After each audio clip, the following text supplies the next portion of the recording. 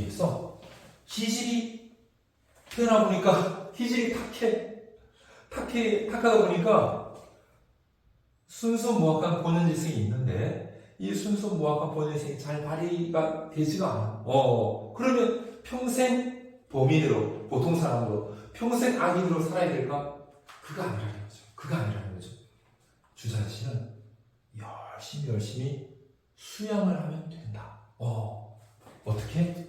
이 탁한 기질을 어떻게? 맑은 기질로 이렇게 바꾸는 거를 수양이라고 해요.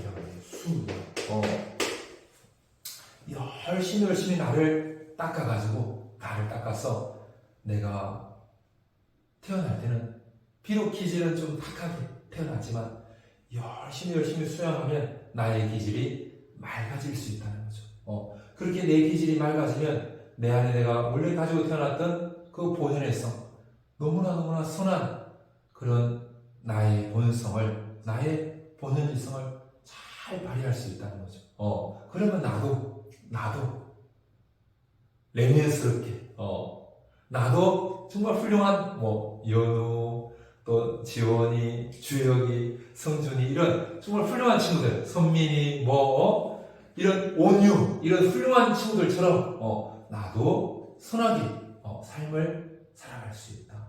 이게 그 주자아저씨는 비록 기질이 탁할지라도 그 탁한 기질을 수양하면 얼마든지 성인군자가 될 수 있으니까 뭐에 힘쓰자? 수양에 힘쓰자. 그래서 이 수양을 강조한다. 수양에 힘쓰자. 어떤 탁한 기질을 어떻게 맑은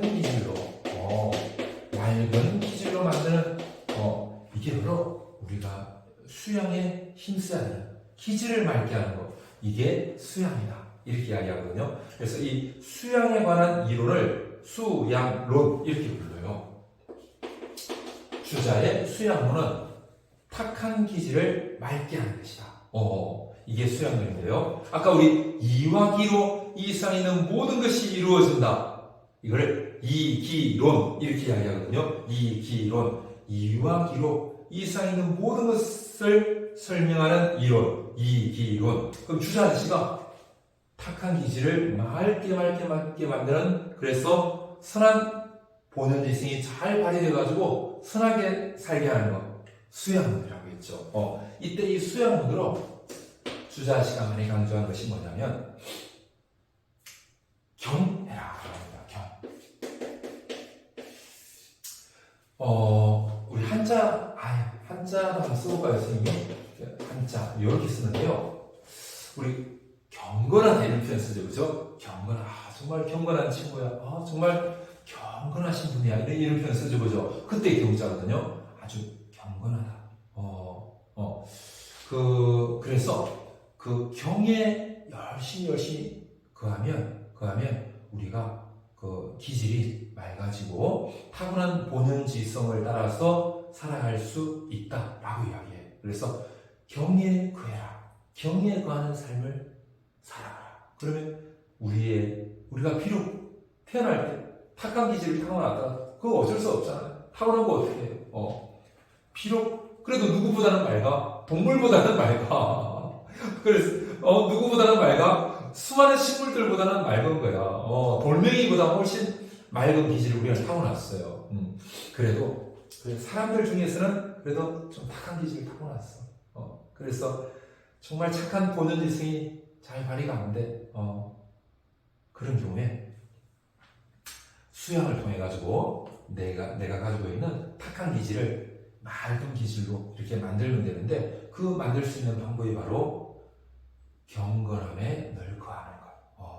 경건하게 오늘 하루 경건하게 보내고, 내일 하루 경건하게 보내고, 모레 경건하게 보내고, 이러면 우리가 타고난 기질이 점점 맑아지면서 우리가 타고난 본연의 순수한 무학한 그 본연 지성이 훨훨 발휘돼가지고 마하트마 간디 같은, 예수님 같은, 테레사 수녀님 같은, 자, 아프리카의 남수단에 가셔서 아프리카에 이렇게 한센시병, 우리 옛날에는 문둥병이라고 했죠. 한센시병 걸려서 고통당하시는 분들을 위해서 치료하시다가 돌아가셨던 우리 의사 겸 신부님이셨던 이태석 신부님 같은, 또 우리나라의 민주화를 위해서 꽃다운 젊음을 희생해 주신 우리 이한열 학생이나 또는 박종철 학생이나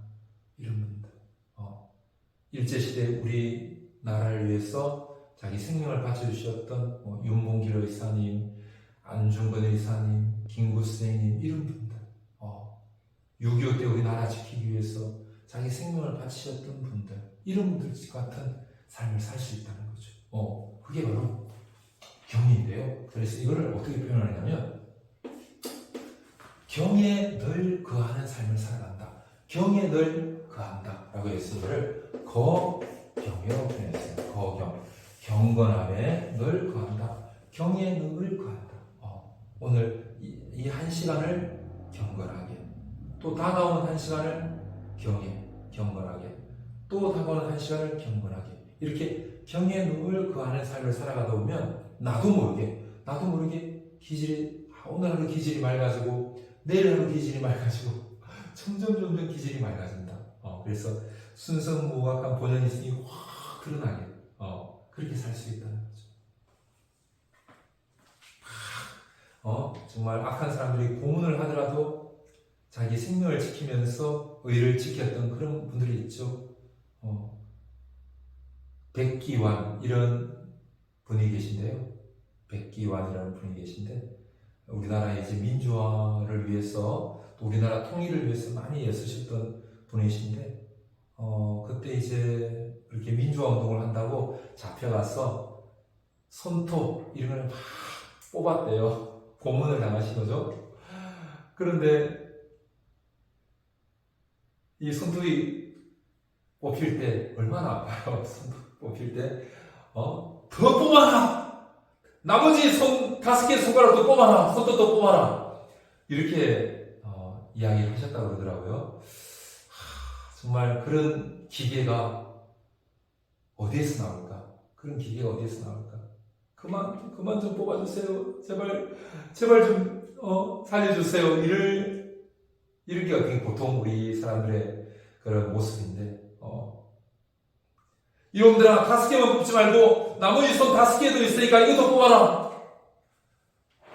그렇게 이야기하실 수 있다는 게 참 그런 기계가 어디서 나올까? 그 이황 스님에 의하면 평소 경에 거하고 하다 보니까 기질이 너무 맑아졌어.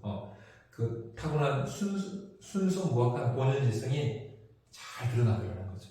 네, 잘 드러나고, 그리고 이제 요 경에 그럼 어떤 것이 구체적으로 좀 더 구체적으로 이야기하자면 이렇게 이야기할 수 있다는 거죠. 첫째는 주일무적.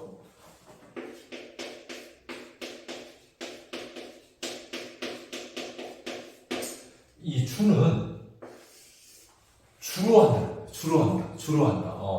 우리 주심 이런 걸 가지고 그죠? 주로 한다. 일은 하나의 원, 하나를 주로 한다. 그러니까 우리가 이 시간에 딱 지금 주자에 대해서 공부하고 있죠, 그죠? 그러면 주자에 대해서 공부하는 그 하나를 딱 주로 해가지고 그 하나에 집중한다는 거죠. 그 하나에 몰입한다는 거죠. 없다, 없을 무자. 에노미.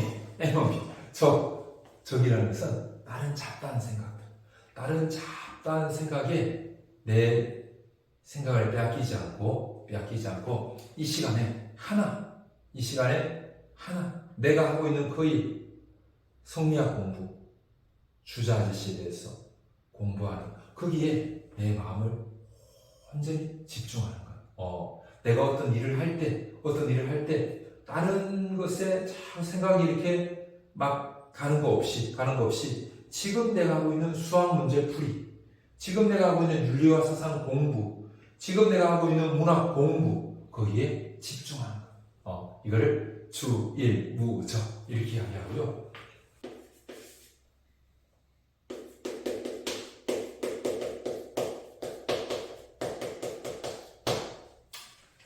정제음숙이라고 있어요. 정제음숙. 우리 의관을 정제하다. 정제하다는 이런 표현을 쓰죠. 그죠? 이 정제라는 것은 아주 단정하게, 바르고 단정하게, 그리고 엄숙하게, 아주 경거망동하고 막 그런 게 아니라 엄숙하게. 그러니까 내 마음, 본연지성이 잘 드러나게, 그리고 내 기질을 맑게 하는데 겉으로 드러나는 내 몸가짐도 맨날 이렇게 이렇게 엉덩이에 막 구멍 내서 다니고, 무릎에 구멍 내고, 이런 데다가 이렇게 구멍 내고, 피어싱하고, 눈에다가 이렇게 하는, 이런 게 아니고, 요즘으로 하면 괜찮죠. 요즘으로 하면 이렇게 하나의 패션이고, 요즘으로 하면 하나의 어떤, 개성이죠. 그죠? 근데 이제 주자한 씨가 볼 때는, 주자한 씨 입장에서는 그 당시가 이제 송나라잖아요. 남송시대. 지금 한 13세기 분이거든요. 그러니까 지금부터 한 700년 전, 700년 전에 사시다 보니까 그때는 피어싱, 그 다음에 옷에 이렇게 막 구멍 뚫고 막 이런 패션이 없었잖아요. 그러다 보니까 그 당시 입장에서는 좀 항상 이렇게 정제, 우리 그 사극 같은 거 보면 아주 이렇게 아무리 바빠도 의관을 정제하고, 다 옷을 이렇게 단정하게 입고 막 그러잖아요. 그것처럼 항상 이렇게 몸가짐을 단정히 그리고 엄숙하게 할 때 우리 이제 그릇에 물이 담기면 이제 그릇이 이렇게 동그라면 물도 이렇게 동그란데 그릇이 흔들리면 물도 막 흔들리잖아요. 그죠. 그것처럼 우리 이제 몸이 이렇게 단정하면 우리 안에 있는 기질도 맑아지고 본연지성도 더 잘 드러날 수 있다. 약간 이런 입장인 것 같아요. 그 다음에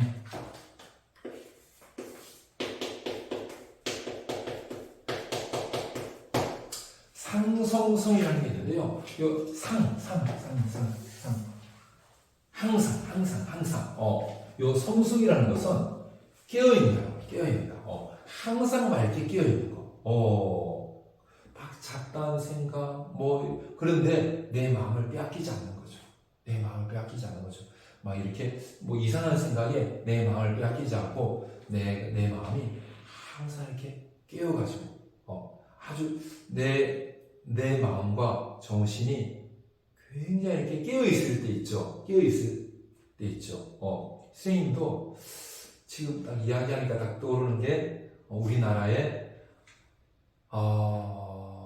윤석열 전 대통령께서 이제 계엄을 선포하셨을 때, 그 계엄과 연관해서 우리나라의 어떤 좀 상황을 보고, 나도 국민의 한 사람인데, 나도 주권자의 한 사람인데, 내가 이 상황에서 어떻게 하는 것이 나라를 위해서 조금이라도 도움이 되는 그런 주권자로서 내가 책임감을 가지고 나라를 위해서 오늘 이 시간에 내가 해야 될 일은 무엇인가 그런 생각이 좀 든 적이 있거든요. 그때 이제 선생님이 루소의 사회계약론 이런 책을 이렇게 좀 봤는데